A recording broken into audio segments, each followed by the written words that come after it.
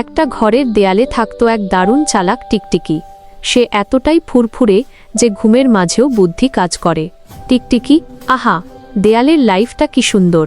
আর সেই দেয়ালের কোনায় থাকত এক আজব মাকড়সা, যে নিজেকে খুব চালাক ভাবে কিন্তু আসলে পুরাই বোকা। অফ, আজ কিন্তু শিকার ধরবই।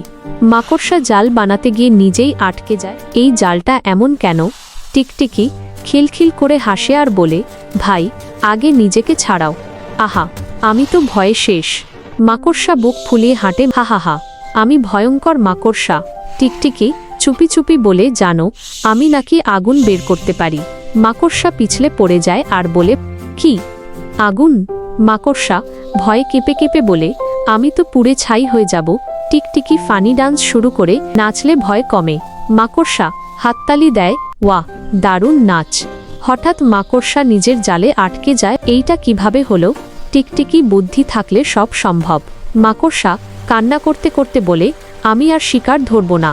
টিকটিকি লোভ করলে শেষ, বুদ্ধি থাকলে জিত নিশ্চিত। সেদিন থেকে মাকড়সা আর দুষ্টুমি করে না, আর টিকটিকি থাকে সবার প্রিয় বন্ধু হয়ে।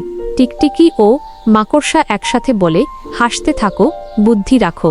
এরকম আরও মজার মজার গল্প শুনতে চাইলে সাবস্ক্রাইব করে পাশে থাকো।